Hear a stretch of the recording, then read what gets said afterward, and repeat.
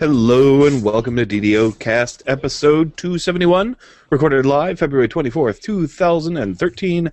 I'm your host, Secret Trent. With me is lovely producer and wife, Ann Trent. Hello, darling. Hey, everybody. How's it going? It's late. But you're looking lovely. And with us from DDO Gamer, we have Jeff Hanna, also looking lovely. Hello, Jeff. Oh, hello. Practicing my looking lovely. Very nice indeed. Hey, did you know live shows recorded Sunday at 4 p.m. Pacific Time, except not today, which we're recording at 7 p.m. Pacific Time. You can listen live, hang out in the chat room, or through G Plus Hangouts from our website at DDOcast.com/live. And if you were like, hey, how would I ever know if you guys were recording at 7 instead of 4 o'clock? Well, you'd look on Facebook or Twitter or G Plus or on the website at DDOcast.com, and we will always let you know. If you want to be a part of the show or just say hi, you can call us at 707-DDOcast or email us at DDOcast@gmail.com. We're always looking for guests, segments, news, opinions, and stuff like that. On the podcast this week, we have stuff like that. We have news of the week. We have Epic Education. We got some Lightning Post. We got Tales from Tempest Spine, all kinds of good stuff. So stick around and let's have some fun. All right. Game news for the week. Update 17 was released on Wednesday, February 20th. People are running around Giant Hole. People are running around the Crystal Cove. All kinds of fun stuff going on. Birthday cakes are opening. Bugs are fairly available if you like them. So far so good. I've been playing a bunch this week. I guess we all have. Crystal Cove is open for pirate fun. The official guide is not yet updated to include the Epic version, but it does cover most of the stuff that you need to know about Crystal Cove. There's some posts in the forum. People are like, all right, so I'm in this pirate place. I don't understand what's going on. There's maps, and there's pirates, and there's a thing that opens up, and then there's kobolds, and I have no idea what I'm doing with these guys. So yeah, there's actually, it's kind of complicated. There's a lot of stuff to learn about it. Once you do it, you're like, oh yeah, of course. But it's basically you run around out there, just as your general, very short guide. You run around, you go to Crystal Cove. It's from the harbor. You pop in there. There's going to be kind of a wilderness area where you can run around and kill pirates. Thing is like people of all different levels are running around in there. So basically, pirates of similar level to the characters who are running around will spawn nearby, and they won't attack you unless you attack them. So if you're a lower level character, you want to be a little bit careful about what it is you thump on the head, because it might be level 22 or something, and will give you a good thumping back.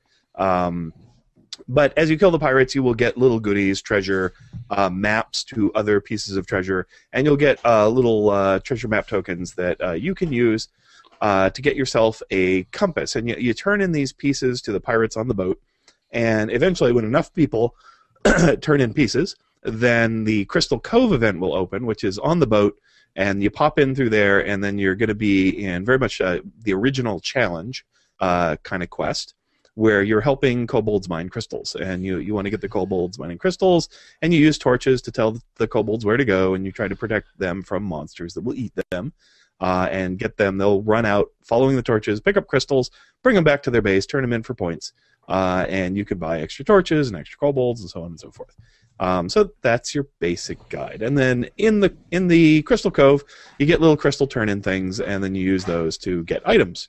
And they also have pirate hats that you can upgrade with the Crystal Cove things and stuff like that. So there's lots of little rewards you can get. Pretty fun. I generally enjoy it, although I often don't go around the adventure area and help open up the Crystal Cove. I just show up, and then it opens and we go in. So kind of lazy that way.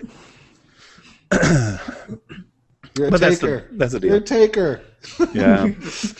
And I remember there used to be some issues about what kind of character you were, and that could help you collect the pieces faster or slower or whatever. I've never really had a hard time, as long as you run around a little bit, getting the map pieces that you need for stuff. So I find that's pretty easy. But I don't know. Not too bad. You can also just buy entrance into the Crystal Cove when it opens. So you need a compass. So you can either trade in for the compass, or you could just buy one. Let's see. They drop, too. They also drop. Oh, the compasses? Which you would know if you went around killing pirates and helping the community open the cove. Yeah. Well, I did that. I mean, the first time around, I was a good pirate citizen, and I helped do that. Good pirate citizen. Well, I guess. Well, yeah. I mean, it's not clear to me. Are you helping pirates? I guess you're not helping pirates. You're killing pirates, but maybe there's. Well, I remember that if you were a cleric and all you did was play Healbot, you were screwed.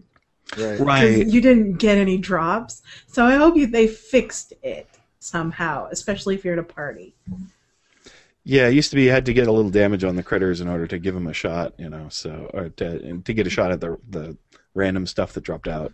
I don't think that's the case anymore, but I'm not really sure. I think it's just if you're in a group, because I remember sitting on the boat while people were running around. I'm like, hey, look, I'm getting stuff. Neat. Hiking. So. Yeah. Wait. So you don't contribute map pieces and you pike on the boat too? Maybe sometimes. I'm keeping lookout in case the cove opens. Yeah, no, I wander around and kill stuff too, but well, we've got a fair number of bugs, so let's talk about a little bit of them because they might be affecting you, and you'd want to know. If you've been having trouble with your Wail of the Banshee, hey, guess what? That's a bug. Sometimes it's only affecting one monster. Sometimes it's not doing anything at all, I guess. It seems to be somewhat random. There's probably some method to its madness, but I noticed a little bit of that. I was still killing things with it sometimes, but sometimes I wasn't, so I'm not sure what the deal is. A little bit less effective, but not entirely broken. One moment. Yeah, I stopped using it altogether on my... I have a level 23 first life wizard, and she just gave up on it. Not totally ineffective now for her. There's no update on when it's going to be fixed, is it? Is it broken, or did they just? Is it broken, or is it just they changed? The DCs are harder. No, I believe that there is something technically wrong with it. The devs said that they've indeed found a bug with it. And basically they said that it was an oversight in QA. They were testing it on mobs that were lower than the intended spell. So they didn't test it on higher level mobs. So it works really good on kobolds. Pretty much. Yeah, something like that. Yeah. But if you were going to use it for your level or the level that you got the spell at, it's not going to work. Well, I don't know. I mean, I killed some giants with it when we were running Giant Hold. I killed some stuff with the Wail of the Banshee. So, I mean, but it was only one or two. Right. Never more than what was actually in the area, regardless of whether or not they had their save or not. Yeah, I guess so. I mean, the way it works these days, you cast Wail of the Banshee, and then every couple of seconds, or half a second or whatever, it picks a target randomly of the creatures that are around you and throws at it. If it makes its saving throw, it gets like a negative energy debuff. If it succeeds on its saving throw, or if it fails, it dies. And so you'll see woo, stuff going on around you. And yeah, sometimes you cast it and you only see it like kind of go off once on any given monster. And so it's kind of like selecting phantom monsters, or it's selecting nothing sometimes. So it's just being a little inconsistent. I guess there was in the release notes they did nerf Implosion, or so I am told. Such that it has a lower maximum number of creatures that it can snuff out of existence. So some people are saying that that's not so great, but I still saw people using it. So, well, it's an area effect, and I imagine it uses the same kind of mechanic as Implosion. It's pretty similar these days, yeah. But like I said, Dev said there was some kind of bug, so I trust that there is a bug in it. Let's see. Next bug that many people ran into. No seventh birthday box for you. So if you don't know, you probably do. If you had a character that was sitting around on the servers as of the update, then you should got a 7th DDO anniversary birthday box, which you can open up, and it has some tomes in there, or you can get some other goodies of various kinds that are not quite as good as tomes, but are in the box nonetheless. And so everybody's supposed to get one of those, but on day 2, when they did a patch, they stopped appearing in people's inventory. So if you hadn't logged in already by the time the patch came out, you didn't get one.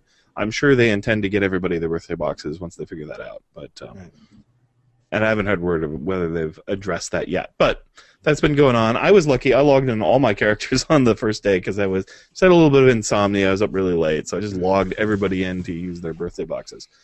So I didn't experience that, but I know a lot of people did. Another naked characters running around Storm Range are semi-naked due to the outfit bug. So a bunch of non-named outfits, those are, not the robes, but the actual monk outfits, went missing from players' inventory, just completely vanished. gone from the bank, gone from your anywhere they happen to be. The ones on the auction house didn't disappear, but they look really weird. Something is obviously very wrong with them, and not sure exactly why. My guess is it has some kind of graphics. It has to do with graphics. It's kind of weird because the characters for me that lost the robes like had the undercoat of the robe they used to be wearing. So like most armors have a kind of an undercoat and then an overcoat piece. And so all my characters were wearing the undercoat, but there was no item visible in their inventory. It was just very strange. So I think it has something to do with graphics. Also, I noticed that they changed the icon for outfits so that they look different than they used to. They added new skins. They added like six new outfit skins. Oh, okay, and there's actually new looking skins. Okay. Yeah. And I'm sure it has something to do with icon. that. Right. Yeah. Yeah, some kind of mismatch. So anyway, they're going to try and fix that, but they haven't managed to do it yet. Some people thought that the hotfix that went out the day after was going to correct that. It seemed to stop them from disappearing, but it didn't actually bring anybody's back, so people are still waiting to get those. And, you know, it might be you just get compensated with something else. I'm not sure. I don't know. I didn't lose anything valuable. I mean, you know, I lost some robes, but they were just random level 8 robes or whatever that I happen to have lying around. Never didn't lose anything really good. So my robes are dragon touch, so it's like, I didn't lose anything. Well, some people were really upset because they had guild slots in them, and guild slots no longer drop. Right. So as part of the new augment system, guild slots went away. But they had a script. They wrote a script that was supposedly taking people's missing, mailing them to them, putting them in the email box to replace them. But that didn't go. I mean, they ran it for a little while. It didn't do what they expected. They had to stop it. I haven't heard anything about it since then. Yeah. I think they're still working on it. So, yeah, and I certainly didn't get anything back. So, but again, not that I'm worried about it, but I can understand how some people would be. There's a text wrapping error in the auction house. You've probably seen that. The titles kind of run over how much the item costs, making it hard to read both. So that's too bad. Not something you can't get around, but kind of obnoxious. You cannot gift your Stone of Experience. I mean, this is something that was going on the last time they had the box of Otto's Irresistible leveling up. If the stones can only be activated by the person who opens the box. So if you get the box and then you open it, that character has to activate the stone, even though they're tradable and everything. So what you could do is you can grab somebody else and say, okay, you're in my party, and then you can use the stone on them. So you can have other people use it. You just sort of can't hand it off to them, and they won't be able to do anything with it. So that's how that works. And that's not really a bug, though, right? That's working as intended. You can still trade the whole box. Yeah, you can. Well, I don't know. I mean, it's not well explained to anybody, right? So, yeah. Well, the box should contain the Stone of Experience, right? It But does. if you give the box and they open the box and they get the Stone of Experience, it doesn't work. Well, it works. Back to the original buyer and then use it. That's what I thought. I Am I wrong? I don't think so. No, I think if you trade the box and you haven't opened it and you just trade the box, that you're fine. And I know they're being used as currency on Sarlona like crazy. I mean, the general chat is flooded with people who are trying to either buy them or sell them for very incredible amounts of plaid or epic elite items. All right. I almost never see that on Thalanis. That's curious. Well, server differences, I guess. Or maybe I'm just not noticing it. I do have general chat turned off on a fair number of characters, but I always have general chat on like newer characters, and I tend to turn it off sometime around like level 15 or something. Not sure why, but just the way it works out. So I guess when I'm playing my newbie characters, then I help newbies out, and then when I'm not, I don't so much. Because that's mostly the only thing I do on general chat is I see people, or I usually have advice turned on, but some people don't know to ask there, so they ask in general chat. And I'll occasionally, people are looking for stuff or whatever. I like to help them It's out. amusing up to a point. Yeah. I mean, there are times where you just like look at what's going on in general chat and you're just, I just want to turn that off. But let's see what else we got. Box of Rocks. Yeah, I'm sure if you've played DDO in the last few days, you've noticed this. All chests are generating gemstones. Lots and lots of gemstones. According to the devs, these are kind of a bonus. Like sometimes you would get them, sometimes you don't. Now you're getting them all the time. They're not in the place of a random magic item or anything like that you would get. It's just sort of bonus loot. And indeed, it adds up pretty quick if you're running high-level quests. I noticed that if you get gems in every chest, it's worth a lot of money. You cash out at the end of the quest, you're like, cha-ching, baby, that's pretty nice. I like this bug. Bank error in your favor. Yeah. I mean, I guess it can clog up your inventory if you don't have a gem bag, but still, not bad. I'm not minding it too much. And also, yeah, strangely, I get like lots of, not only do you get the little dragon shards, but I've been getting like, the medium ones in big stacks of like 15 and stuff. Nice. Yeah, it's kind of weird. Wow. So I don't know. Okay. Getting a lot of those too. Let's see. Dungeon alert. Despite invisibility spell, apparently invisibility is not working so great. You cast it, and things will still see you, and they won't necessarily beeline for you, but they'll aggro up, and then you can get dungeon alert and stuff. So, not working like it used to. Not sure why. Maybe it's related. They made the giants in Madstone Crater immune to invisible, so you can no longer invis them and guarantee that none of the monsters will attack them. So a little bit of a not a nerf exactly, but a loophole closure, you might say. But I wonder if something they did borked up the invisibility spell in the process. Supposedly there's problems with stealth mode, too. Oh, yeah? Okay. I did some stealthing the other day. And I was able to stealth past stuff, but I don't know if it's working differently because I don't use it very often. I just happened to be on my quote-unquote stealth character, and I was trying to get to Vaughn 3. Somebody was pugging it, and I was trying to join in, so I decided to stealth past the trolls, which worked pretty well. But I know a lot of people just invis past them, and that didn't. I tried that as well, and that was a no-go. Trolls were all over me. But stealthing by them did work in this case. I didn't get super close. Like, I don't have enough stealth to do one of those, like, I forget what that guy's name is, but he could just, he has videos of him stealthing, dancing around monsters and stuff like that, right? Probably Mr. Cow. Yeah, I forget the guy's name. His videos are really cool, though. Yeah, I was like, wow, this guy is pretty neat. Another issue people run into is Prey of the Hunter. It's not really bugged exactly, but the change to the dragon and the giant AI and I don't know, abilities and whatnot has made it so the dragon is dying very, very quickly, and a lot of people aren't able to complete the quest because even though they're running the maze pretty efficiently, by the time they get there, the dragon is just about toast, and there's not much they can do about it, especially on the lower difficulty levels. So just something to be aware of. I think it's because the giants got beefed up in some fashion, both their aggro and their... Actually, Dev confirmed that it was a change in the dragon AI as well. Oh, okay. So it's probably a combination of both. Yeah, dragons not being as smart. Yeah. I mean, I don't know that the dragon ever does much to defend itself other than beat on giants, but...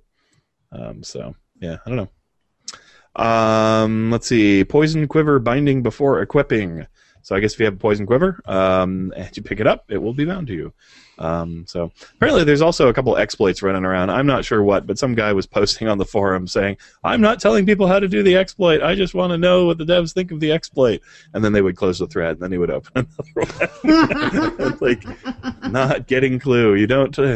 they're like Fight Club. You don't talk about them on the forums at all. If you do, your thread will be shut down. So I don't know what it is, but apparently it's out there, and it's enough that people are making some hay over it. So, and it had something to do with allowing people to get unbound items that are normally bound. So maybe there's just a general problem with that mechanic right now. Oh, so the one I knew about was completely different from that. Oh, okay. Yeah. Well, he also said something about Epic Destinies and Shears, or I don't know. Yeah. So I don't know the details, but apparently they're out there. Let's see. So that's about it for bugs that I know of. You guys run into anything else? No. I think that's about it. No, I had pretty clean gameplay this week. Really? Yeah, me too. I mean, generally, other than the very obvious ones of those, like the outfits and the birthday cakes and stuff. Yeah, I didn't run into anything too problematic. So, and the auction house that hit me pretty much right away. So, I don't know. I can live with that stuff. We're amazed at how many microscopic dragon shards we're getting. The Kyber fragments and the Cerberus fragments. Oh yeah. Piling up. I've just taken to selling them now, at least for the moment, because you get so many that they're actually worth some plat. And yeah, I just don't need that many. I've got a pretty good selection of dragon shards, all the way built up, so not much need to crunch them right now. So I'm happy to get some extra coin. we should have, let's see, a hotfix on, okay, this has already happened. There was a hotfix on Update 17 on Thursday, February 21st. Yeah, this is the one that prevented the outfits from going missing, and they're going to continue to work on that. So that's that. Kyber has collapsed horribly following the hotfix on February 21st. And then on February 22nd, they rebooted Arganessen, Cannith, Galanda, Valanis. So apparently there's been some problems there, too. I didn't run into any of that. I mean, all the times I played, I don't know, I was having trouble with the server. But apparently they went kind of crazy at some point and started lagging out. And I read something about like 300 instances of the harbor or something. That'll definitely lag some servers down. So, yeah, I'm not sure what was going on. Something to do with instancing went belly up. Went haywire. Jeff, did you notice anything on your server? I did not. I wasn't playing during the day Friday, so maybe I just picked the right time to put the game away for a little while. Yeah. Not sure what went on. Luck of the draw. But I'll bet we can expect a hot fix sometime fairly soon for some of this. A real hot fix. I don't know what this was called because usually they release a hot fix note somehow. On the hot fixes they release some sort of official release notes, but they didn't do it on this one. I think. Well, yeah, I think it kind of depends. They have the scheduled ones and the unscheduled ones, and I think these are unscheduled, so they don't necessarily do the notes. Let's see. Also, more troubles. The new DDO starter pack from the Turbine store was pulled off the market.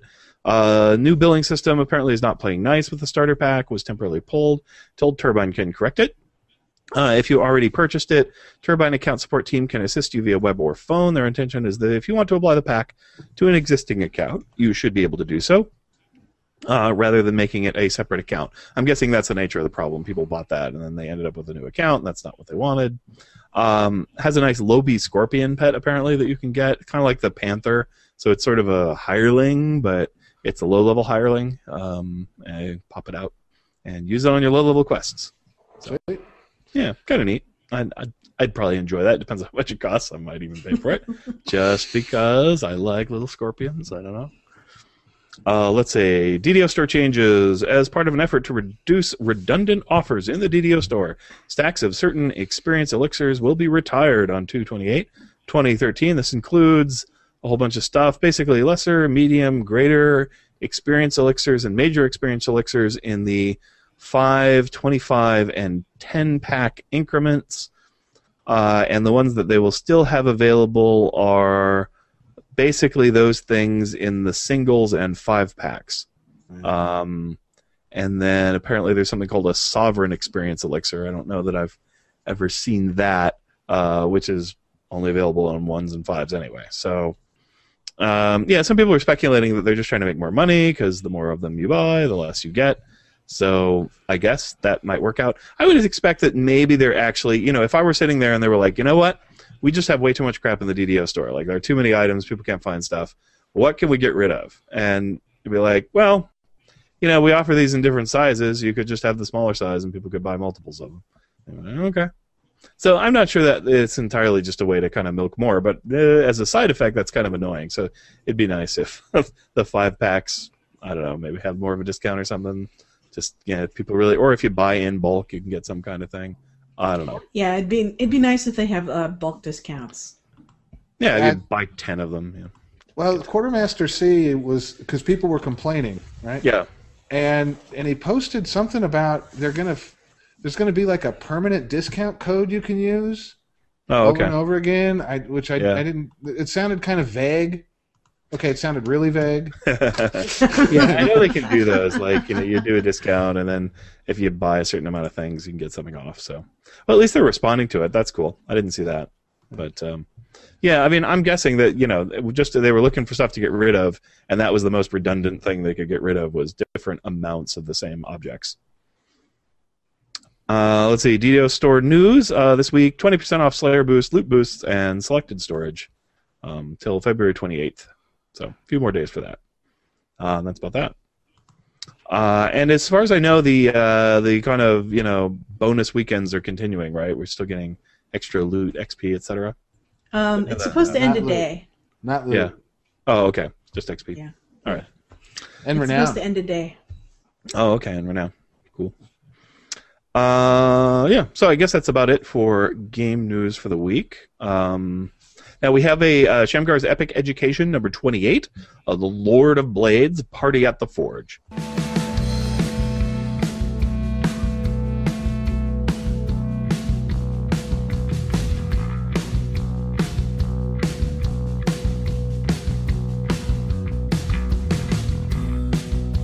Hello and welcome to Epic Education, a show of tips and tactics for surviving epic content. I'm your guide Shamgar, and this is episode 28, The Lord of Blades Part 6, Party at the Forge.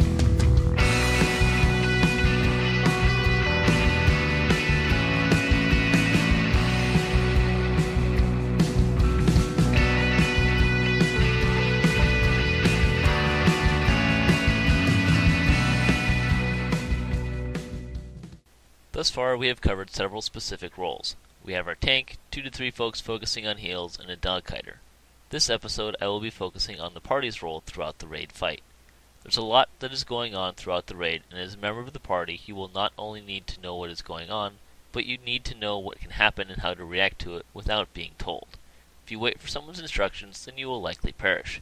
Should you die on harder difficulties, you will need to wait until your death timer is up until you can be raised. If you find yourself dead repeatedly, then you need to make adjustments. If this is you, at best you are contributing very little to the raid, at worst you are potentially causing a raid wipe. The first task the party needs to perform is killing the trash. This is a mix of assassins and paladins with one artificer. Get the artificer first and stay in a group, preferably following a tactical melee who can stun or trip the trash. This shouldn't take too long to accomplish, but be mindful of the dogs and Lord of Blades until their dancing partners establish aggro. If you find yourself the center of their attention, try and find some open real estate until the proper person gets their attention. Everyone should also be looking out for dog goo and the forge buff. Once the trash is cleaned up, the party will do one of two things. The first is the option to break down pillars. I covered this in the detail in the previous episode, but the short version is use ranged weapons, prismatic ray scrolls, or float out to the pillars with the forge buff to melee the pillar. The second option is to attack the Lord of Blades. It is also possible to split the party's focus here, which is very common. Most groups will have 1 or 2 characters with good range, DPS, casting, or scroll abilities work on the pillars. Arcanes, rangers, and artificers make particularly good candidates. It is not necessary to destroy the pillars quickly here, and your melee party members will find the DPS better applied to the boss. You can choose to have those melee who have acquired the forge buff work either on Lord of Blades or the pillars. Unless you are severely lacking in ranged pillar killers, I recommend you go for Lord of Blades with the forge buff. Attacking the Lord of Blades is not a simple matter of parking behind him, turning on auto attack, and going AFK for 10 minutes. Lord of Blades is a very dynamic raid boss and requires not only the main tank to know and react to his special attacks, but the off tanks as well. While each of his special attacks do have a tell, they are not much of a warning. Given normal voice lag, if you are relying solely on someone else to call out all of his special attacks, you will likely perish unless they are really on top of those calls. To be sure, special attacks should be called out. Not everyone will be looking at Lord of Blades, but they should not be relied upon. Especially as a melee, you need to know these tells and how to react. Let's start getting into position to attack. Lord of Blades does cleave, but only in a forward arc. You are safe to attack within a nearly 180 degree arc behind him. You can use this to your advantage to set up with a better view. For example, attacking with the forge in your screen can alert you to when the buff is activating. You can also set up with the main tank in your view to watch for stuns and to see if they are attacking or shield blocking. If you have a good tank, they will set up quickly each time Lord of Blades resets or jumps. Engage as soon as you are able, but avoid pulling aggro. If you find that you're getting aggro too fast for your main tank, you will need to tone down your DPS, and you may also want to stand off to the side of the off tanks to mitigate their damage when he turns on you. The goal is to make this fight as short as possible, but we also need to stay alive and keep Lord of Blades under control. If you do acquire Lord of Blade aggro, bring him to the tank and block. Only in extreme and dire circumstances should you run laps away from Lord of Blades. Ranged characters should shoot from close range, and also need to wait until the main tank is set up to prevent Lord of Blades from running out of intimidate range. Before we move on here, there are 2 exceptions to the rule of waiting for Lord of Blades to be set up after he lands. The first is if he goes after a healer. His attacks can inflict a spell failure even on divines. The second is if he goes for the dog kiter, where the main tank cannot intimidate unless they acquire dog aggro. In either case, give the tank a moment, but get Lord of Blades off your key folks. Once the 4th phase starts, the party is back to killing trash. However, don't just blindly kill everything. Many groups will save 1 or 2 assassins here to give some time to kill the dogs. A good rule of thumb is don't kill anything that's dancing. Once the trash is mostly dead, it's time to kill the dogs. If you don't have aggro, attack them from behind to avoid damage. Hopefully someone will be using break enchantment on the dog goo, but be ready to jump out of it if this is slow. Also, try to attack the same dog to kill one faster, thereby reducing the amount of dog goo and damage to whoever is tanking. Phase 5 is more pillars, which I again covered in my previous segment, but for a quick recap, go for the pillars. Lord of Blades and trash should not be your concern, but your own health and well-being probably will be. If you can scroll heal, be ready to help the healers out, particularly with the general party. Let's talk about how to react to Lord of Blades special attacks. First, I will again emphasize the usefulness of learning both the visual and audio cues for Lord of Blades special attacks. They will save your life, seriously. When Lord of Blades jumps in the air, it's best if you go to the northwest, northeast, southwest, or southeast edges of the circle. This will drastically reduce your chances of being landed on. You can also run to the center, you just need to remember to move out of the way after he lands so you don't get run over. Keep attacking Lord of Blades until he jumps though. For Lord of Blades stun attack, clear out. If you hear the thunderclap and you aren't absolutely sure the tank didn't get stunned, back off for a second to be sure. If the stun lands, Lord of Blades will twirl his weapon behind him, scoring several hits in rapid succession to anyone still there. That thunderclap is actually the end of the audio cue for this attack. If you didn't notice it was coming, you missed it, and the stun attack has already been made. As I mentioned before, you can adjust your positioning and camera angle to see whether or not the tank gets stunned. It is in fact possible to attack Lord of Blades from the side without getting hit during this attack. However, this is not recommended. It is very easy to steal aggro from a stunned tank, and if you do, Lord of Blades may turn in such a way as to put his spinning blender in the stunned tank's face. You may also become the target of the subsequent slam attack that finishes this special combo move. Lord of Blades' whirlwind attack is his most potent and deadly attack. He will start this attack by twirling his weapon overhead in a sort of wind-up. Once you see this, immediately stop attacking and back away. This is twofold. First, it gets you out of range. This attack will sweep you from behind Lord of Blades in front of him, allowing him to turn you into his personal piñata. Secondly, it reduces the chances of you stealing aggro at the last minute. If you do get aggro during this attack, jump into the water and let the healers know that you have aggro. This is the safest way to react and is generally preferable to causing a party wipe. If you are clever, when you back away, you will stay close to the platform edge. Lord of Blades' last special attack is his Rain of Blades. He will crouch and shoot several blades from his back into the air. Those blades will then fall from the sky, hitting the entire platform except the center area, where you should run to. Try not to get too clumpy, however. Lord of Blades likes to comet fall. The safe area is actually larger than you think, so you can spread out a tad. If you are able, pull out some heal scrolls and give the healers a hand here. They will be trying to heal both the main tank and the dog kiter through the blades, and it's amazing how often one of them gets forgotten. You aren't doing anything here, help them out. Oh, and if you stealed aggro of Lord of Blades, don't go to the center. That will end this week's Epic Education. If you have any questions, comments, or corrections, you can email me at ddoepiceducation@gmail.com or visit my DDO blog at my.ddo.com/pjstechie. Join me next time as I continue discussing the Lord of Blades. Thanks for listening. Wasn't it lovely? It was very lovely. Great show. Great. Thanks, Shamgar. Good times. All right. So maybe that'll sound fake. You know, last time we did that, and we went back and listened to the recording, it sounded perfectly natural that we were praising the thing that we didn't listen to. So hopefully that time we accept it. Anyway. All right. Moving on. Special feature, augment, cleansing, and upgrading old items. So and I both did a little bit of this over the weekend, and at first we were like, let's see, how do you do that? And a lot of guild people were asking, how do you do that? So we thought we would give you a little overview. Pretty simple. To clear an augment slot that is filled, you can use the cleansing ritual. This process will upgrade any older item to be the new type of item. If you want to keep an older version of the item, then don't do the following, right? If you want a new one, then do the following. What you'll need 50 Sybaris Dragon Shard fragments. That's the little yellow ones that fill your bag on a regular basis. You will want the item that you would like to upgrade to the new version of the Epic Augment slots. Or cleanse. Yeah. You want one or the other. You get both, no matter what. Right, yeah, well, it's the same thing. I mean, it's going to give you this new item, right? And then you go to the Altar of Epic Rituals. That's in the 12. Our sort of screenshot for this episode is a picture of him next to the Epic Altar. There's a guy there, like a flaming earth elemental, who'll help you out with this stuff. And so that's the deal. You stick your item in there. You stick your dragon shards in there. You press the little process button. The mouth goes down ever so slowly.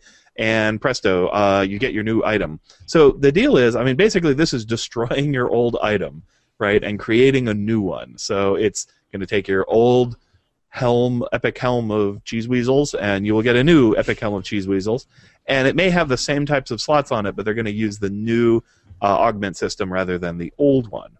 If you like the old one, then you can keep those. If you don't, and you will lose whatever augments you currently have in there. So I did that. I had Heavy Fort on a helmet, and I did not have Heavy Fort on my helmet afterwards. So cleans it out. Let's see. It will be exactly the same. You'll lose all the effective items. Also, you're going to lose any like Eldritch Rituals, any of that stuff, little force bonuses on weapons and armor kit stuff that you might have applied to it, all that stuff. Everything goes away. So you get a brand new shiny epic item. So now it's a little bit different and discovered if you are doing an exclusive item. And the reason is, well, exclusive items, you can't have two in your inventory, and one's destroying, you're getting rid of one and adding the other. But there's apparently a little bit of a database transactional problem with that. So what they did is you get an essence of the item, which pops in your ingredients bag. It'll say, like, essence of, Holy Helmet of Cheese Weasels. And then you take that, you stick it back into the altar, and you process that puppy. And then presto, you're going to get your actual item out of it. So pretty straightforward. Although a little surprising when you first do it. You're like, what is this essence of Cheese Weasel Helms here? So Anne told me about it, and I'm like, that didn't happen to me. I don't know what's going on. But that's the deal. So expect if you have an exclusive item, you'll have to go through that extra step. Let's see, Jeweler's Toolkits. This item is item to safely unslot an augment from an item, return it to your inventory. This process will consume the tool. So this is something you can buy out of the DDO store. It basically pops the augments out of the item for you. Because, if you put a new augment in, then it's going to replace the one that's already in there. So this is just kind of a way to preserve your augments, which is pretty nice. Augments cost you... The thing is here's the deal, like I learned. You can either go into Giant Hold, and you can trade in Giant Hold artifacts and things like that for augments. And if you want the epic-y ones, the prices, I would say, are pretty steep. Probably not terrible, but they're kind of costly. If you can also turn in tokens of the 12, which are the old epic tokens, and it takes about 20 of those or 3 epic ones. So similar pricing to the old crystal system. And you will get a different selection of augment crystals that you can use.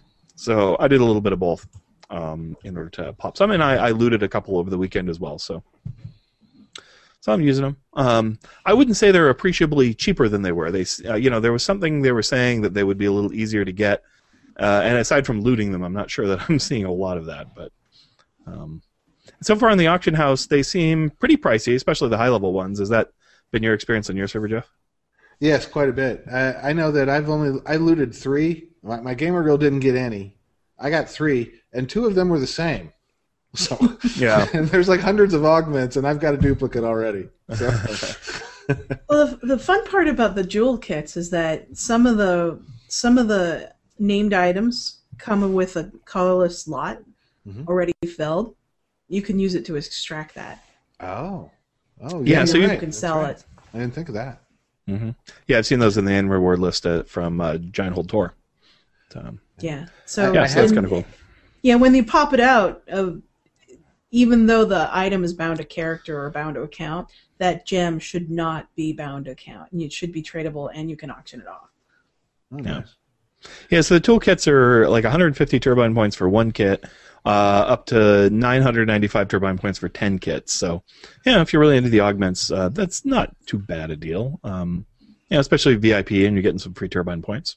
Not a bad way to spend them, I think. it'll be interesting to see if the prices on those kind of go down over time or where they stabilize. Right now, they're, I was looking at them like, no way, I'm not going to pay that for that. So I don't know. Well, it's always high early, right? Early adopters, right? So now I have been getting a lot of named items that have slots in them. Yep. I have not gotten any. I want to say, is that right? Either 0 or 1 non-named items that have slots. Yeah, I would agree. And we were told it was supposed to be something like 10% of items would have augments or 5%. Yeah, I'm not seeing anything like that. I'm seeing none. Like a 0.5. Or close to none. Right. Yeah. I don't remember seeing anything so far. So maybe they haven't implemented that to live. We have one pair of goggles. Possible. One pair of goggles out of all of us, I think. Oh, okay. All right. Yeah, so that's kind of odd, definitely. Either something's wrong there, or the person who wrote those notes up didn't know, or I don't know, but something like that. The other thing is, I kind of miss the old Epic tokens. I guess they just don't drop anymore at all, right? Which Epic token? Oh, you mean the token? What are now the tokens of the 12? Right. Well, you get the fragments of them, and you get the Epic Dungeon ones, so they're still around, but they're not in the new quests. So why? This was really confusing. We were talking about it with our guild. So they make a whole new system, and it still involves using the tokens of the 12 in order to get augment slots, and you can still do you still buy Hearts of Wood with those, but they're not dropping into any of the new epic quests. Yeah, and there's no epic chests either. So it's like no, it was such a.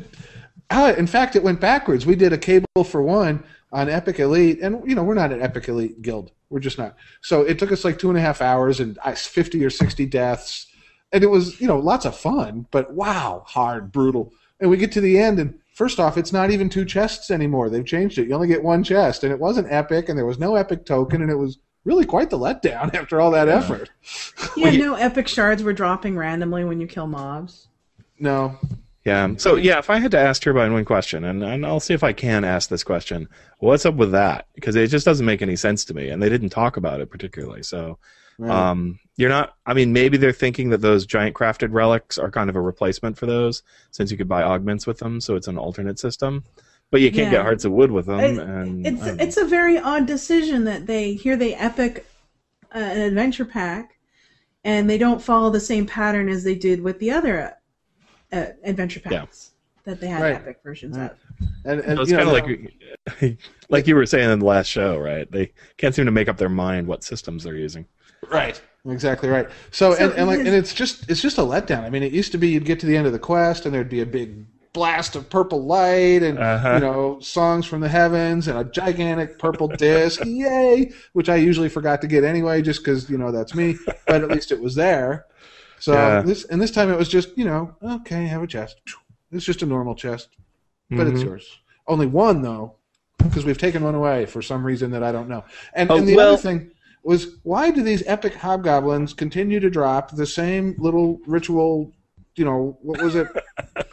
Like Blades of the Dark Six. Yes. It's like, my gosh, how many Blades of the Dark Six were created? Yeah, why aren't there any epic level collector items? Huh? What's with that? It's like finding someone's high school, I don't know, letter on an epic dude. Yeah, exactly. Or their high school ring. It's like rich people still eat at McDonald's. You know how it is. I just wish I had the Blade of the Dark Six franchise, because somebody's cranked out billions of those and given them to every strange humanoid monster in the world. I mean, it'd make for a good, good cartoon. Blade of the Six recycling or something like that. Yeah, and I forget what you turn those in for, but it's mostly junk, as I recall. Almost everything you turn in stuff for is mostly junk. Not everything, but a lot of it. I think it's like a +1 random item of lesser. Yeah, something. Goblin Bane, something. Yeah. Pretty terrible stuff. All right. Oh god, I guess at least on the plus side, breakables now drop like +4 tomes. Yeah, they can. Yeah, you can get +4 tomes out of a breakable. So that is nice. I like the breakables can have real loot in them. That's pretty cool. Not enough to where you feel like you have to break all the things, but enough to where maybe you'd like to. You never know. You might get lucky. I can answer the thing about the chests in Cabal for One. Thing is, they made a couple changes to that quest, such that like there's some new voiceover work and whatnot that explains. There's that guy, the hobgoblin you talked to in the beginning. Thing is, you make a deal with him. If you agree to have him disable all the traps, you have to fight him at the end, and he loots the second chest. So you don't get the second chest if you have him disable all the traps. If you don't work with him, you have to fight him at the beginning of the quest, but you get 2 chests at the end of the quest. And I think it's always meant to be like that, but it wasn't working properly, and so you always got the 2 chests. Because when you go in there, it's already popped open. It's there. It's kind of in that little back room, but it's there. It's been popped open, and the secret door has been opened, and he's gotten that one already. So I saw the GM text or the DM text saying that. Yeah. So I understood there was it was just a letdown. Right, yeah, I know, I got you. Yeah, because he used to get 2, right? Yeah, right. Oh, and they also changed the DM voice. Man, I kind of missed the old guy. That's true, yeah. Some of the quests have gotten revoiced in order to be more consistent with the storyline. And I haven't run them on regular version. I don't know if the voiceovers are the same on the regular version or if those changes are there only in the Epic. I'm not sure. I'll have to try that. Or somebody in the chat room knows, they could let us know. That was that. Let's talk a little bit about stuff on DDO Gamer for this week. Let's do that. Yay! Well, I've been playing a lot this week, and I think you can tell by reading the blog. It's less studious things and memories and more, here's what just happened to me. So, for example, my gamer girl and I were looking at taking level 13 on our TRs, and it's a slow process. We're not XP zoomers. It would be nice if we were, but we're not. So I'm currently projecting completionism sometime in the year 2026 or so. Yeah. But we had level 12, didn't want to let go and go to level 13 until we had finished the last quest at level 10 on Elite that we hadn't run yet, and it was Tempest Spine. But it's just the 2 of us, and you can't really do all that, right? So it was like, well, what do we do? Oh no, LFM?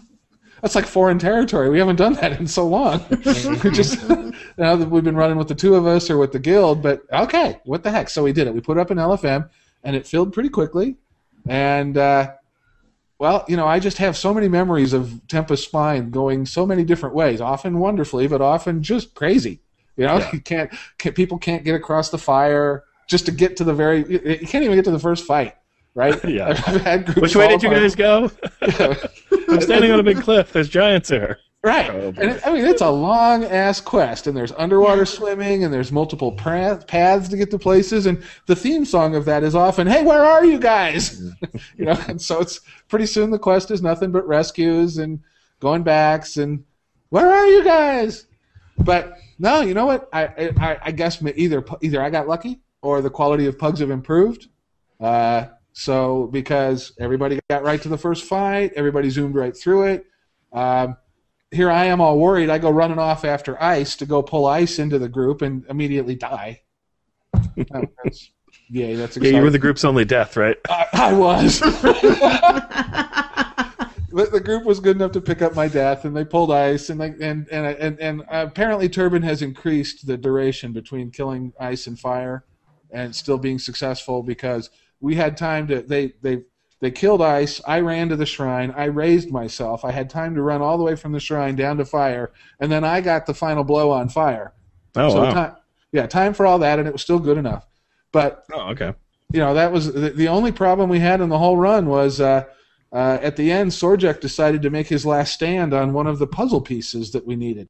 So. And somebody kept hitting it by accident, trying to hit him. So right. The puzzle kept getting unsolved, and that was it. It was a thing of beauty. It's less chaotic than guild runs, which I guess in my case I'm a kind of chaotic guild, so that's not that surprising. But anyway, the pug scene was fun. If that's indicative of it, I need to get back into it.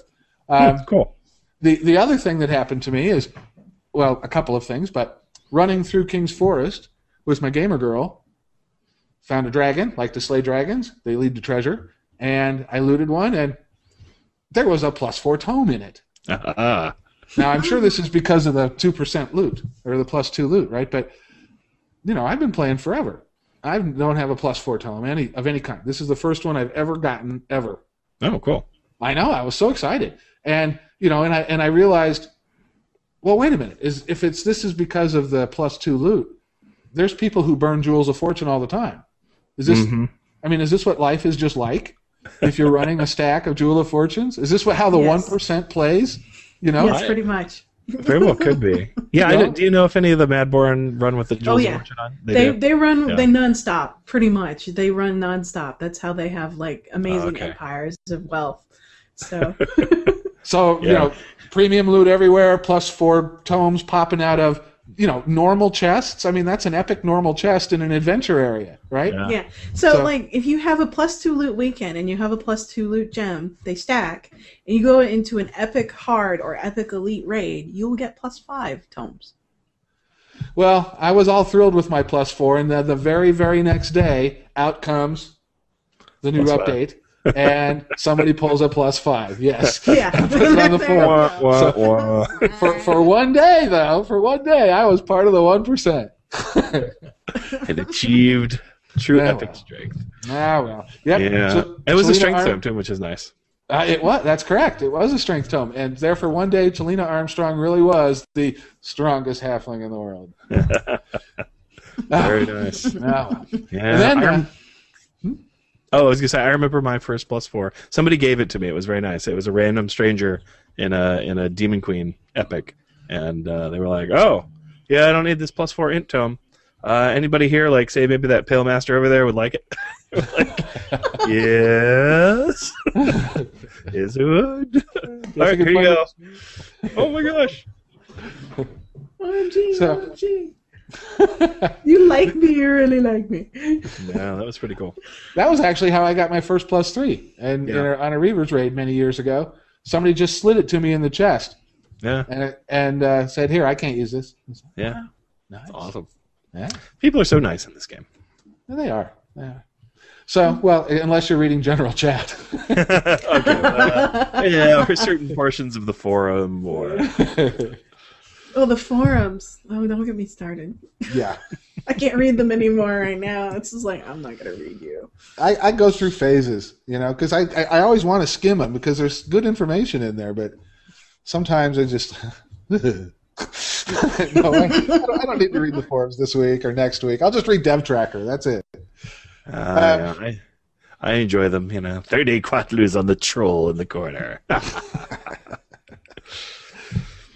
Let's see, other DDO gamer. Oh, noticed as I was standing there talking to Genesia, I believe, in the marketplace, giant dragon came out of nowhere in the marketplace.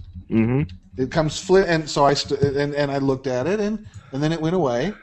First it turned into an elf, and then it kind of stood there and did some dialogue stuff, and then it turned back into a dragon, and poof, it was gone. And so I waited, and sure enough, it repeated. It happened again. You can see it's a silver dragon, I think. I thought it was white originally. Somebody pointed out that it's silver, and when I looked at it again, oh yeah, that's a silver dragon. And it comes flitting in from the distance, and it lands, gigantic dragon on the marketplace right near the Lord's March Bank. And then that's awesome. Turns into an elf, and some role-playing occurs, and then off it goes. And is that cool or what? That is really cool. I wonder if that's a favor turn in, or if it's completion of the quest or something. I don't know, or just a random event. Any idea? Well, we're gonna have to find out. Yeah. I don't know. Some people were speculating that if you pop back from Giant Hold, it causes it from Giant Hold Epic. I don't know. I know that my gamer girl was buffeted by it off onto a whole other. It moved me onto another platform. That's cool. So we're gonna have to play with it. Yeah, or I'll just, when I'm just dorking around, I'll hang out there and wait for it to happen. Yeah, there you go. You don't have to wait long, or at least I didn't. So I saw it several times. I saw it went through the cycle. So dragon rubbernecking in the marketplace this week. Oh, that's just awesome.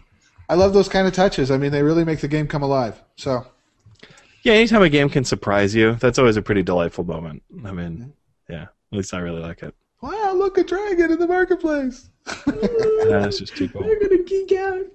I remember Devils in the marketplace, but that was different, and I really only, had a frame rate of 1 that whole week, so I only saw 2 devils. This was different. No lag and a dragon. It was cool. That is cool. So that's DDO Gamer for the week. Awesome. Well, thanks, man. Let's see. Yeah, I know we've all been playing a bunch, so let's do the what you been doing. Let's see. Me, I played a lot late at night, so I don't remember everything I did necessarily, but I know I played quite a bit. That's what you get for playing at 4 a.m. Yeah, I opened all my birthday presents on every one of my like 30 characters, right? And I'm like, oh, yeah.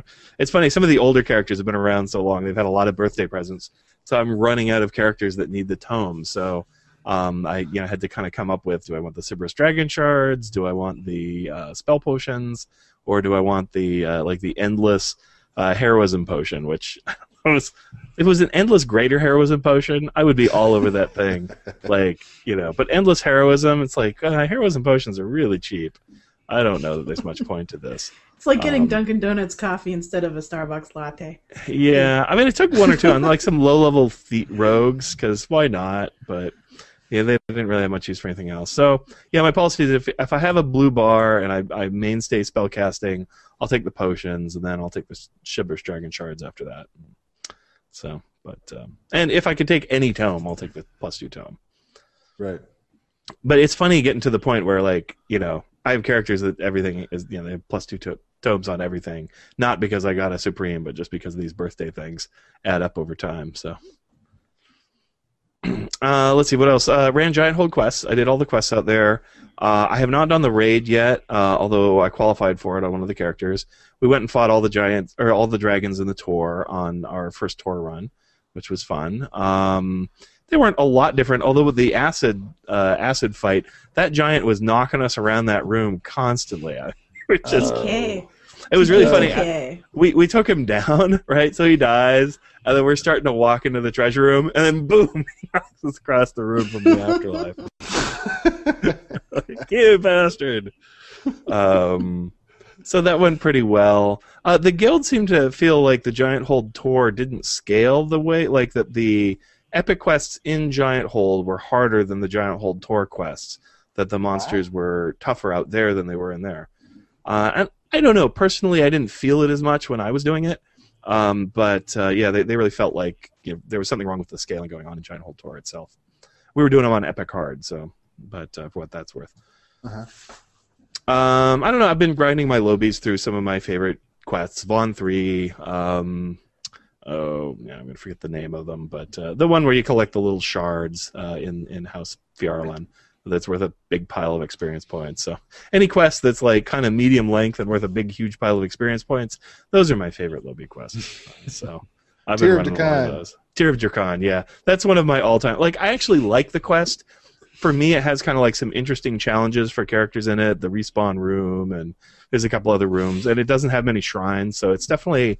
Yeah, it can be a little bit of a struggle on quests, characters at that level, and it's just worth so much XP at that level, so I always run that.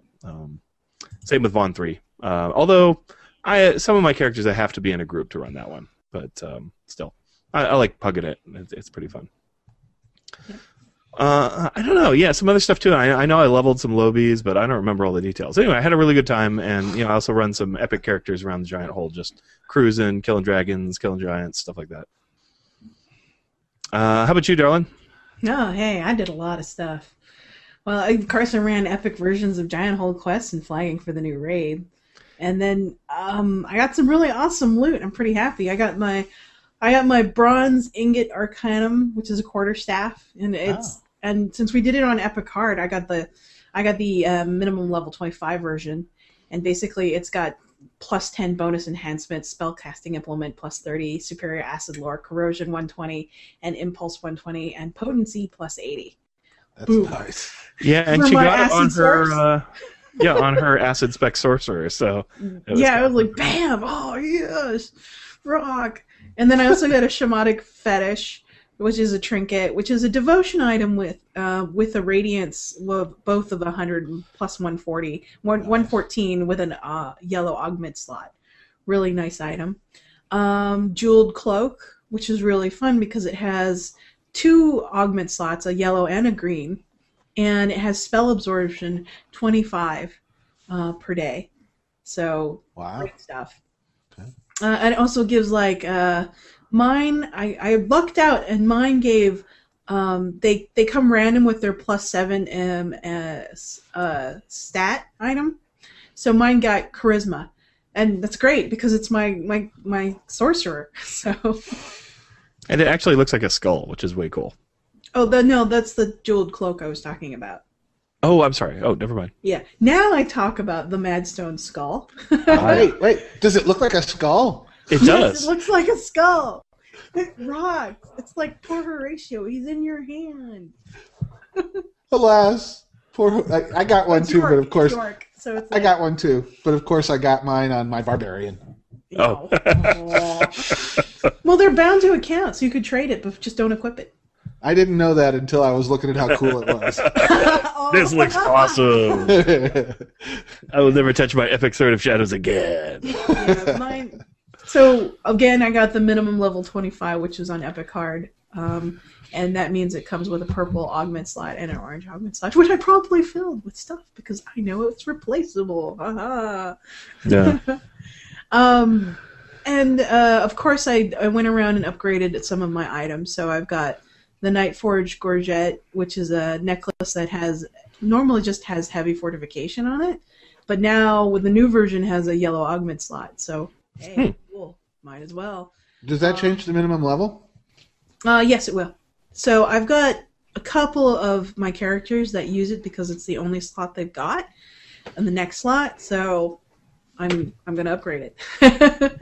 And Epic Charge Gauntlets, I upgraded that one as well. So that one gave that one was like another yellow augment slot, and then the Epic Helm of Frost also got added on a yellow augment slot for that. So yay. Cool. Let's see what else. Oh yeah, I really want to run the other adventure packs with that drop loot with the new updated items. So trying to make plans out for that. And then Vorpal items have changed. So now my 2-weapon DPS builds have Vorpal items again. So Yeah, I thought that was Vorpal pretty cool. Yeah, because Vorpal items now have a 0.5 damage dice bonus. Yeah, weapon dice bonus. Attacks. Yeah, so that's like a dice step, I think. Mm. Equivalent, yeah. Yeah. And, one of our guildies was talking about the Vorpals, and pointed out that the Purple Dragonite turn-in longsword is actually really good. And I hadn't paid close attention to it before. I saw, it's Vorpal, pure good, some other ability, lawful, some other things on it, right? And I was like, well, I mean, that's okay. It's all right. Maybe I'll grab one at some point. But then he pointed out that, A, it does base 1d10 damage instead of 1d8 like a normal longsword. And so with the Vorpal, it's now 2.5 1d10, which is pretty good base damage. And also, well, it has keen on it. It's one of those weird special keens. So if you look at it, its crit range is actually 15 to 20. Whoa. Yeah, which I had no idea. So it's a 15 to 20, 2.5 1d10 longsword. So if you're a longsword user, that thing's actually really awesome. And Yeah, I hadn't looked at the details of the stats. I assumed it was just like a normal longsword. So that thing is actually really good. So I'm gonna give you some Purple Dragonite favor because I have a Whirling Steel character, and I'm always moaning that my longswords really kind of suck compared to just going unarmed. But those might actually give me some reason to use longsword skin. Do you have to be lawful to use those swords? Yeah, I believe so. They're like lawful and good or something. Yeah, they're kind of like paladin swords, basically. So okay, they're paladin swords. So, what do you remember the UMD that you need in order to kind of equip them? I'm not sure. It's pretty high. I think it's in the 30s because it's an epic, but or maybe low 30s, something like that. I'm not sure though. I have to check on that.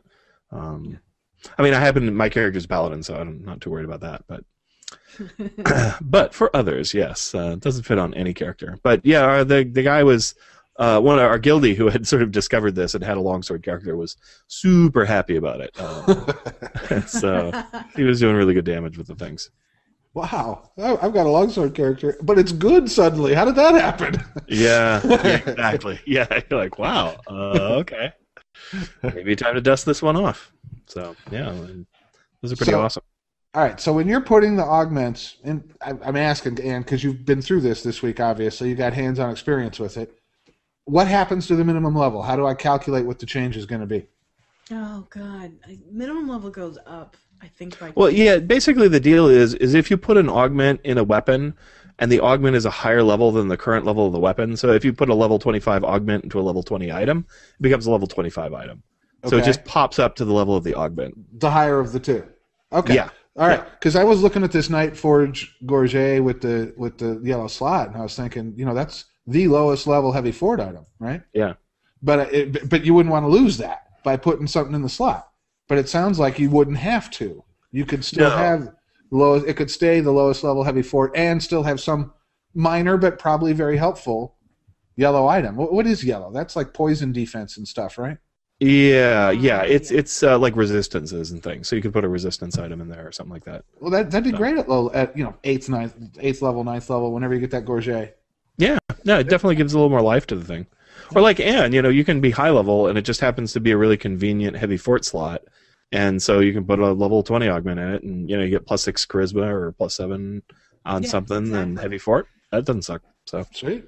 Yeah, not bad. Yeah, I've definitely been enjoying the augments. I get like a sonic resistance thing, which is nice because, a lot of my characters use the shift buffs, but shift buffs. Control. They use those, but there ain't no Sonic, so that's kind of cool. I was happy to get that. I'm still poor though. I only had like 20 tokens, and I had to remove a couple items in order to take the new thing. So I didn't really end up with a lot more augments than I had before. But in time, I'm sure that I will. I'm just stacking up the ones I find. It's so hard for me to, especially for my higher level characters. Their kit is so interwoven. And the slightest little change throws everything out of balance, and I got to spend 2 hours figuring what their kit ought to be again. So yeah, I did a little bit of that on my main character. I guess he started my main character, and I got one of the giant hold items and had to figure out how to put it on and not lose like a stat bonus. Right. So who here keeps a separate document keeping track of all the item equipments for each of their characters? My gamer girl does. Yeah, that'd be me. I got one of those. It's even got hyperlinks in it because it's so long.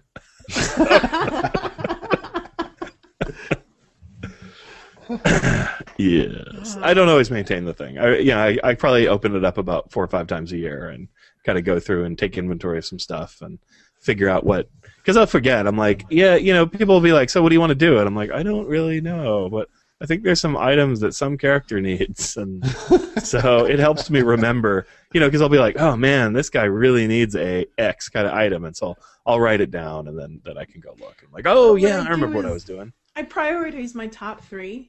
And then depending on the character that I have, I'll put it in their bio. Oh, yeah, that's right. Oh, that's good so thinking. When I look at myself, I'll know what I'm supposed to be doing on that character. Well, I like reading people's bios and seeing they've put their blacklists there. Oh, wow.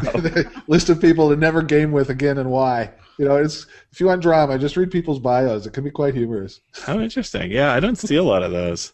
I always see those kind of like ones where people post their damage numbers and stuff. You hit X for X damage and that kind of thing. I see a lot of those. Oh, and cut and pastes of when they killed Vela and when they killed right. Yeah. Horoth and right. Yeah. Most of my bios have little stories or something about my character. So I occasionally get compliments on those. Not all of them. That's one of those things. Like once I get a character to a certain level, I usually make a little bio for them once I get a feel for them. Let's see. We got DDO Chronicle in the community news section. It is no longer the Stormreach Chronicle. It is now the DDO Chronicle, keeping with our dual world system. Let's see what we got here. Dracy is back with a new DDO themed comic. You can follow the link. We'll have that. We have all the links in the show notes, but you can also get it on the DDO Chronicle. It's pretty cute. They weren't comics that made me laugh out loud. I did look at them, but they were incredibly adorable. Just kind of the way they're drawn, sort of the chibi style. The characters look cute. There was a great one that was about about the air jets in in the House D quest, the trap filled quest. The pit. No, not the pit. The newer one from the Sentinel series. Oh, yeah, right. The Blood Road. Yeah, yeah. Oh, no. Oh, It's well. the Blood Road. I remember what it is. It? I don't know. It's something a little different. Somebody in the chat room will know. Anyway. But, there was this weird creature on one of the characters' heads, and then she explains at the bottom that that's an Ashurian ear dweller. I was like, oh, that's so cute. And she gets knocked across the room, and the ear dweller is all, like, knocked out, and she's very sad, seeing the stars going around its head. I was just like, that is really adorable. So they're cute comics. They're really pretty charming. Another one is sort of a visualization of what happens when you use the diplomacy skill and you change, the aggro list of the monsters. So it's kind of got this one character, and you see her explaining to the rabid minotaur, no. See that guy over there? Like, you should put him higher on your list. And then the minotaur runs over to him, and then he's like, no. That guy over there, like, whose back is turned to you. He's the one you want. The minotaur runs over to him. So they're pretty neat. See what else we got. Fred explains the plight of low-level Iron Defender in the release of Update 17 and a new screenshot. It's basically somebody did a caption screenshot. And again, like, it's just a caption screenshot, but it's actually pretty charming looking. It's a very nice one. So worth taking a look.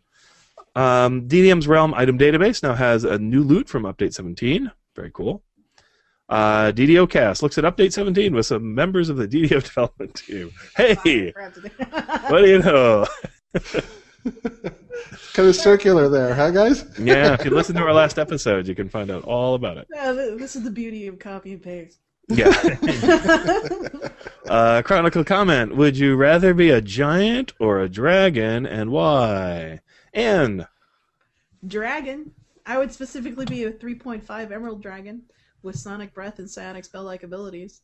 And in the Forgotten Realms, I would have my own dragon cult. Haha. Or in Eberron, I would have a descendant of one of the 3 dragon gods. And, of course, at level 15, Emerald Dragons have the power to control sound, so I would have a rave in my own cave. Rave in the cave.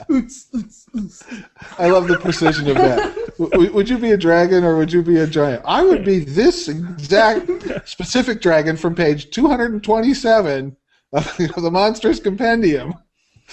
Oh, yeah. The only reason why I know about this is because I had a character who my GM specifically said, all right, you're not powerful enough for my game. I'm making you a half Emerald Dragon. I'm like, what? All right. Sure. I guess I'm doing research about Emerald Dragons. And lo and behold, Emerald Dragons are really cool. They are one of the coolest dragons, I think. It's kind of the leader of the gem dragons, psionic dragons. I'd be a dragon too, but I don't care which one. I just want to fly around. That'd be cool, and burninate the peasants, and that would be awesome. Sleep on a pile of treasure. Yeah, there you go. I don't even care which dragon. Oh, I don't want to be an undead dragon. Yeah, that would be Nah. kind of smelly. Nah, right. I want to be a real one. That would be cool. And shape change, right? Because they can all turn back into whatever people. Not all of them can do that. No, okay. It just depends on your age. Well, I don't want to be all picky. Yeah, I don't want to be all picky. If I can get to be a dragon, whichever one they'll give me is cool with me. Yeah. I'm not going to be very original here, and I would be a dragon too, because flying is awesome, and dragons are cool, and giants are kind of smelly and big, and I'm already kind of big, so hey, I don't need to be bigger. Yeah, and I would take Emerald Dragon, but Ann already picked that. Those were kind of my favorites. So I guess I'll be a Silver Dragon. I kind of like them. They're kind of, they have nice classic dragon look, but they have a shiny color. So Silver Dragon, pretty nice.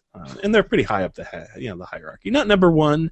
You get a little too much attention as a gold dragon. Silver Dragon, a little better way to go. So all right, but if you had to be a dragon, right? I mean, a giant. There's only one, right? You'd have to be a storm giant because you can live up in the clouds, and that's pretty cool, right? Oh yeah, I think kind of a caster. That would be all right. Can you imagine being an Etten? Yeah. I mean, I love my brother, but I don't want him right here. We're about 1,500 miles apart, and we need all those miles. Having him right here would suck. Oh, true. Hey, a stone giant wouldn't be bad. Cloud giants are actually kind of cool. You don't see them much. They're a lot like storm giants, though. It's a little less, but pretty good. Then there's titans. Those were kind of the uber giants back in early edition D&D. Yeah, do those count as? I mean, those are godlings, right? I mean, is that? Okay, well, they weren't. They were more just like super big giants in that version of D&D. But yeah. Sweet. Yeah, good stuff. If I had to be a giant, but I don't want to be, I want to be a frost giant. Yeah. Because then I could have my own like little, I don't know, storm, blizzard storm, I guess. You keep the beer cold. Yeah, the beer cold, everything. Ice powers. Be like Mr. Freeze, but a giant. Pretty much. Let's see what we got. Samus has been busy, and he wrote about melee clerics on his MyDDO blog, and this was kind of in honor of Anne's question, looking for some help with transforming her character. So I'll just kind of read what Samus wrote, since it is relevant. He's definitely a friend of the show. All right, so he says, I got to catch up on DDOcast yesterday. On this week's show, Anne asked for build help with soloing melee, assuming a cleric fighter monk build. And while I should take a few more days to think things over, work is taking a snow day, and I just had some time, so I'm going to blog instead of writing about Epic Giant Hold like everyone else. So let's do some build talk. I think that you can stay 12-7-1, but you might still need a +1 heart. First off, I think if you're doing a one-level splash classes, that the best are Artificer, Fighter, and Barbarian. Monk is okay, but these other options are just better. Me, I love Artie for ranged attack feats and the +1 weapon buff. Hey, +1 to hit and damage is amazing, and having a level opener that can die in traps all day long is nice. A lever puller, right, that can die in traps, and she already has fighter levels. Next is playstyle. Sword and Board is nuts for soloing. Add in enough PRR and good self-healing, and you may not be the uberest DPS, but you'll get through almost anything. So Defender 1 for sure. Thinking about prestige classes, we don't want to forget Radiant Servant 2. So I missed race. TR lives and greater spec, so I'm just going to be vague on stats and whatnot and give outlines for those things. But like mini builds, this one will be a big amp build, healing amplification, meant to last in a fight, not finish fast, and heal when the fight is done. So Constitution is more important than Strength. Charisma has double duty for arcane buffs as well as healing, and you want Int for cross-class UMD and Balance. You need just enough Wisdom to cast Owl's Wisdom if you lose your Wisdom item. For a fully fleshed out build, there are just too many options for 20 minutes build time to really look at in detail. Well, good luck, Anne. I hope you find something that works for you. Now, if you want an 18-1-1 Fighter, Barbarian, Artificer build, let me know, and I can give you a few plans. Thanks. Cool. Thanks, Samus. Much appreciated. We will take it under consideration. We actually started transforming her character, so you did your first Heart of Wood in order to cleanse. What were we cleansing? We had the thing is with a triple class character, if you want to move classes around, it can be really tough if you're trying to, like, say you've got 7-1-12 and you want to change part of the 7 into something else, but it comes before another level. So you have to kind of do it in stages. You have to get rid of the one rogue level first, and then you can come back on the second pass and start transforming other classes. So, a bit of a pain in the butt, but working on it. It's gonna be an epic change, basically. Yeah. So that character will change in stages. Yep. I'll let you know when it's done. Cool. Let's see. Lightning Post. This is from Propane. Says, saw your Facebook feed about looking for topics. I've been pondering, which means others might also be pondering these. One, with the updates to the standard Dragon Scale armor and the newly released Epic Dragon Scale armor, there is quite a level gap between them. For me, the Dragon Touch armor fills the level gap very nicely. Adding the description to the runes was a great help. Now, those armors just need a little more updating. They did not get enough love for AC and others during the armor pass. Updating the AC on the slot would make them sought after again. So then he posts a thread on the forums, which we'll have in the show notes, that you can go and look at his suggestions for the armor. And I have not looked at them in detail because I've never had quite the patience to collect the Dragon Scale armor. I have maybe almost enough scales to do Black Dragon armor or blue or something like that. I'm not sure, but I have some scales in the bank, but not enough. So I've never really looked at them. But yeah, I definitely agree that there's a lot of items that don't really fill the level gap that they're in very well. There's often something a lot better than them. Mm-hmm. And I know the dragon armors are kind of a little iffy these days, unless your character really wants all the bonuses that they have on them. So one thing I will say about that, if you haven't run Giant Hold Tor and done the dragons yet, on Epic, it's well worthwhile because you almost always get Epic Dragon Scales.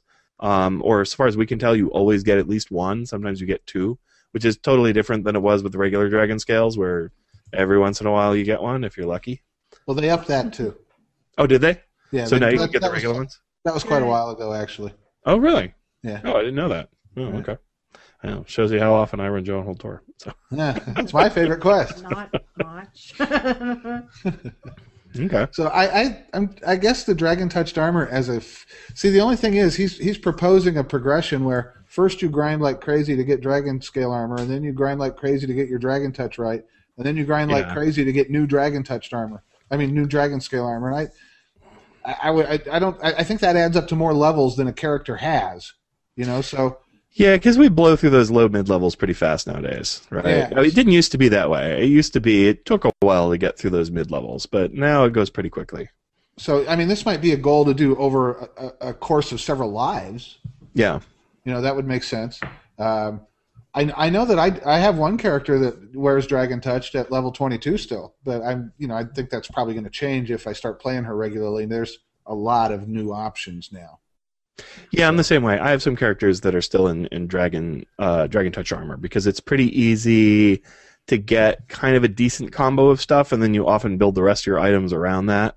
Mm-hmm. And so then you get kind of locked into it because you're like, well, it's going to be hard to find anything that has this exact set of abilities, right? Yeah. So that's kind of tough. Like, I've got on my main character, I have Dragon Touch with 10% healing amp, and then like Light Guard or something like that, and then Dex +6, and because he's a healing amp character, that 10% healing amp's really important, and that's kind of a hard slot to fill. There are some random items with it now, but they're often not as good because I have epics in those slots and so on and so forth. So it's hard to find a robe that's going to quite do for me what that one does.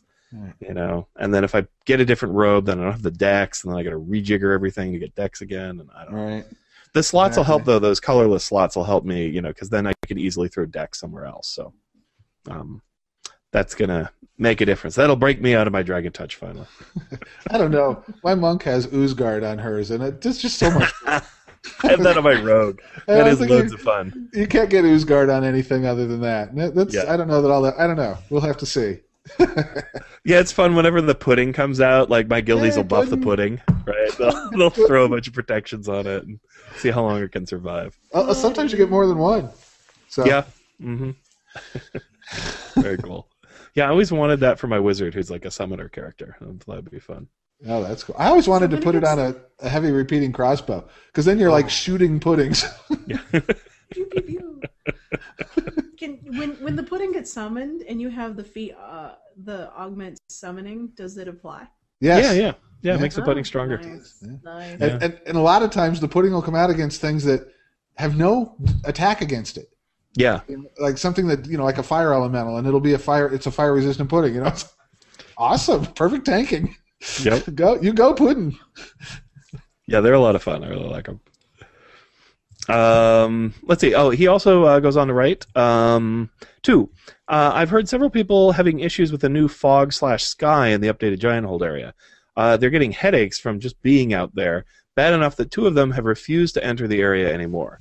It's only in this area. The rest of the game is fine. Are other people having issues? Headache? I can't say I noticed anything weird to me, but either of you guys notice anything like that? No.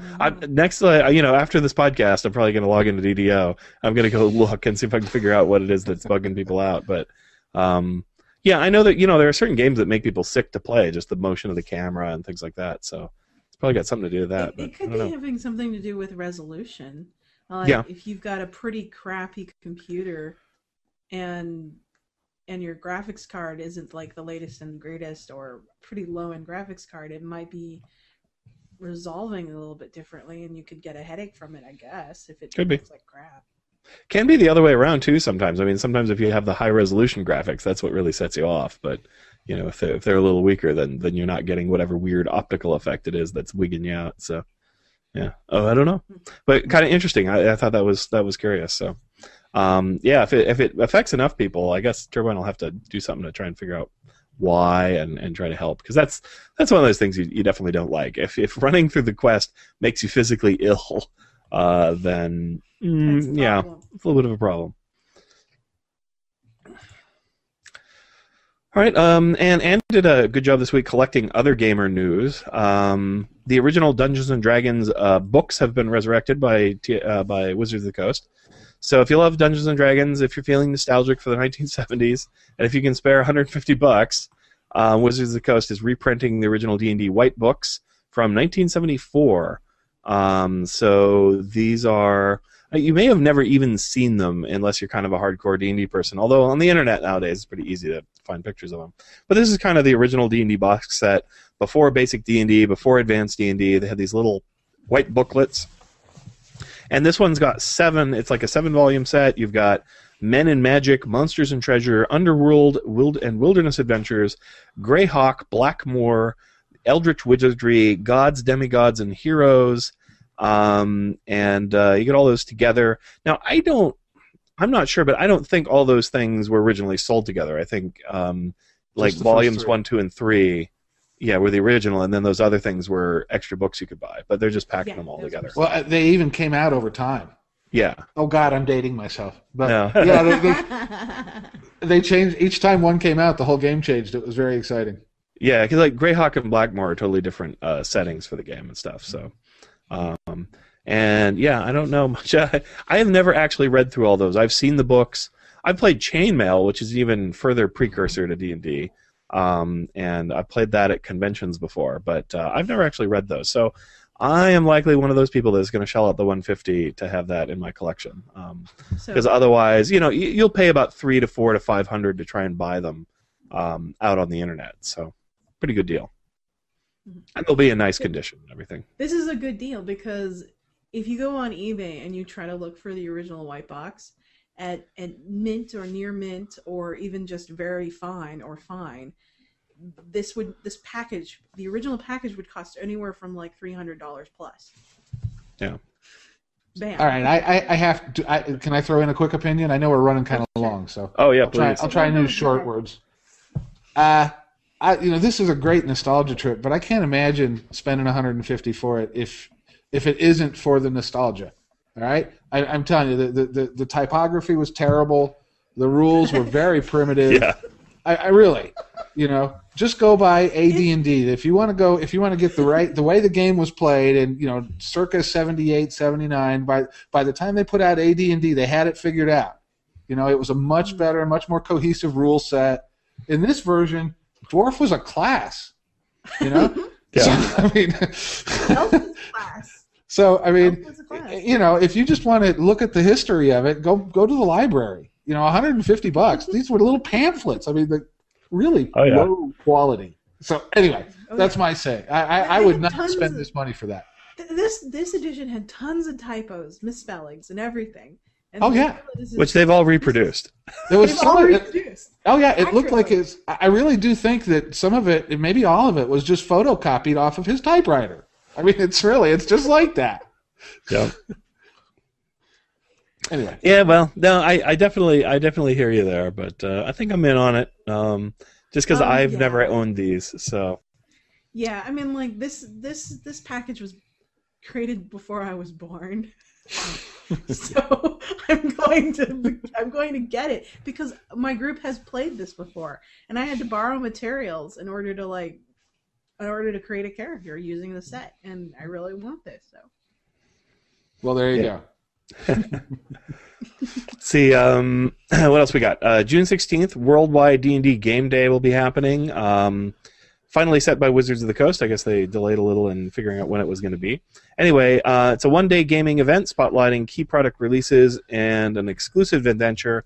Players create their own D&D characters at the event and play in a a prelude adventure to the upcoming D&D Encounters season. So just something you can find at your local game store if you're having trouble finding people to play D&D with. The game itself will probably be kind of short and maybe a little perfunctory, but you might meet some great folks and find yourself a D&D group. So many of my D&D groups over the years started by meeting some random folks in a game store somewhere and just kind of building out of that. So good stuff if you want to play some tabletop. PAX East Boston, March 22nd through 24th, 2013, is nearly sold out. There are only Sunday badges left, so if you want to go to PAX East, you better hurry. Last year, Turbine had tons of activities and an awesome party for Lotro and DDO players. No word whether they're doing that this year, but you can keep an eye out. And they give lifetime memberships away. It's the only way you can get one for DDO at those events, so well worth going to those to try and get that. Dragon Magazine now has legal downloads available at archive.org. As Anne says, OMG. So are these legitimate? Yes, apparently they are. You can go there and snag a PDF, Kindle, EPUB, etc. Dragon issue number 1 is available if you want to see what the first Dragon magazine was like. They've got 300 plus right now. Yeah, it says. Well, you'll 1 see. through 300 plus. Maybe you can describe. You wrote this little piece here. I'm curious about it. If you read it, you can even go there and snag a PDF copy of Kindle, EPUB, or Daisy of Dragon issue number 1, for example. So he says here the legality is still up to debate, only because there's not been any formal announcement or authorization from Wizards of the Coast or Paizo, who published both Dragon and Dungeon magazine for a long time. During 4E, Wizards sold PDFs out of their rule books, but they freaked out and yanked them all off the first son of piracy. So, okay, yeah, it's an interesting site. There isn't any noticeable announcement by either of the people who have stakehold in Dragon magazine. Uh-huh. Do you understand? They haven't said anything. But archive.org, they're pretty... They usually don't do anything without permission. Yeah. So, maybe it's just enough time has passed. Because I know one of the problems they always had in reprinting Dragon magazines was that they didn't always have full rights or the knowledge of who held the rights for images and things like that in the magazines, the advertisement and the artwork that they had and about republishing stuff, because they don't know 100% if even Wizards of the Coast would have the rights to publish those things. So, yeah, I don't know. But I'm guessing not a lot of people are going to complain one way or another. Yeah. I'm not sure that there's going to be a lot in those magazines that's super useful for your role-playing games, but maybe. But they are really fun. I especially like the advertisements from the old Dragon magazines. It's just kind of fun to see where the hobby's gone over the years. They're really good DM materials. Some of the modules that we're playing right now with our current DM on Fridays is pulling adventures from there. Oh wow! So well, yeah. I mean, they're more from like they're Paizo adventures. They're from when Paizo did Dungeon magazine. So right, but still, he's updating them. And a couple decades later, these are 3.5 adventures that he's currently running. Yeah, and he's updating them for the current Paizo edition of Dungeons and Dragons. Right. Right. He's going through and refurbishing them himself. Yep. But you've got resource materials that you can use in your games, or as characters if you want to have new feats, or before that, if you were playing AD&D, you could have new weapons and items and stuff like that. Things that you won't normally... These are just like one-off shot things that you wouldn't normally find in the regular supplement materials that are currently out there. Yeah. Cool. Well, I mean, I always like it when stuff is available, that's kind of from days of yore, because no one's really going to make money publishing it, so you might as well make it available to folks, I think. Yeah. Very cool. Sweet. Yeah, well, I think that's about it for today's show. Anybody got parting thoughts or words they'd like to get out? No? Okay, cool. Well, big thanks. Oh, yep. No. Here we go. We're going to Gen Con. All right. Yes, we are. We're going to keep on announcing this until you're getting tired of hearing it. But we're going to Gen Con. And if you want to do anything or meet up with us, let us know. Send us an email at DDOcast@gmail.com. And Yeah, that would really be cool. We'd like to hear from other people who are going so Yeah, that we can exactly. meet up or do Coordinate. something. Yeah. I mean, like, if enough people are going, why not we have a D&D game together, dude? So, because that would Well, be that would be fun. fun. Yeah. That would be fun. Yeah. All right, We cool. can play the white box version. Oh, dear. The white box version. I'll be a 7th level dwarf, which is as high as they were allowed to get. And we'll all be level 20 humans. No. Level 10. Sorry, that's all there was. All right. Cool. Okay. All right. Well, thank you very much, Gen Con attending and Trent. Much appreciated. And big thanks, Jeff, for coming and hanging out with us again. That's Gen Con attending, Jeff. Oh, Gen Con attending Jeff, yes. And thanks to all our DDOcast contributors, Gen Con attending or otherwise, and the many fine listeners, and to Turbine and Wizards of the Coast for the games that they make and we like to play. If you want to be a part of the show or just say hi to us, you can call us at 707-DDOcast or email us at ddocast@gmail.com. And especially if you're going to Gen Con, please let us know, and we'll make sure you find out about anything we're doing there. Until next time, may all your attack rolls and crits and your test level appropriate. Have fun.